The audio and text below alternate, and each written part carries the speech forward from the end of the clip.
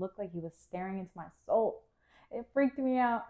I'm at church trying to focus on the message being preached, but I kept feeling like God was trying to get my attention on his voice instead. When I finally locked into what he was saying, I heard, "There's a man here. I need you to simply tell him that I love him, I hear him, and I'm with him. But there's suffering and pain in his life, and I see him, and I'm still with him." I gave God thanks for that message, and I tried to focus again. And immediately, in the distance, I lock eyes with this older man I've never seen before, and he looked like he was staring into my soul. It freaked me out.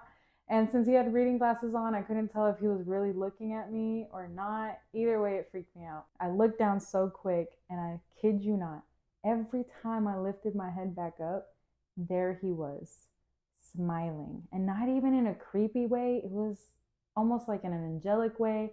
He was smiling directly at me like a proud parent, strangely enough. And it looked like there was a spotlight on him, but it didn't seem to be coming from the ceiling. It looked like it was beaming from heaven. And I know that sounds weird, but I looked down terrified and I started praying and asking God, is this him? Why does this guy keep looking at me? And God confirmed that's him.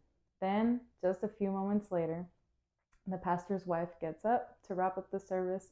She dismisses everyone, and the Lord said, "Go now, go." And I said, okay. I rushed over to that man, and when I'm finally in front of him, I got scared. I told God, I take it back.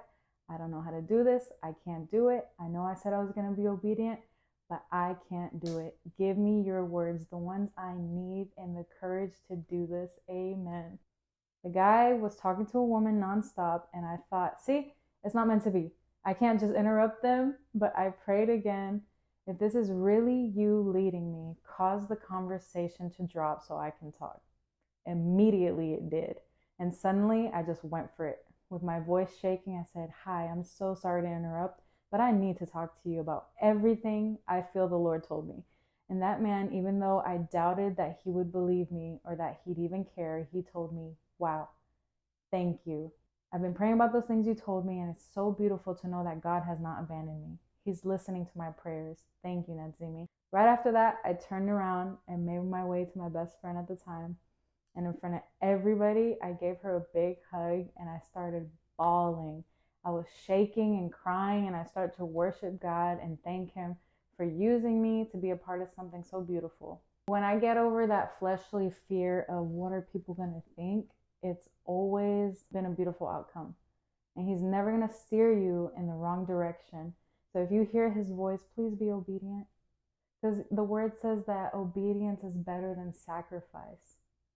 And I forgot to mention that one of my favorite parts of this story is that at some point after I gave him the message, I asked him, "Hey, do you remember looking at me during the service?" And he goes, "I don't know what you're talking about. This is the first time I've ever seen you in my life." So I just thought, okay, well, never mind then. I guess it was nothing. But I knew that it was God highlighting him.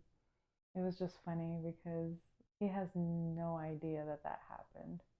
That's the kind of business that God's in. He does divine, supernatural things. And over time, I've learned not to question it because I guess sometimes when he wants to get something done through us, he has to make it really, really plain and clear for us to understand. And that's how he chose to do it in that situation. So I'm grateful that I experienced that, and it was just funny that the guy had no idea that it happened.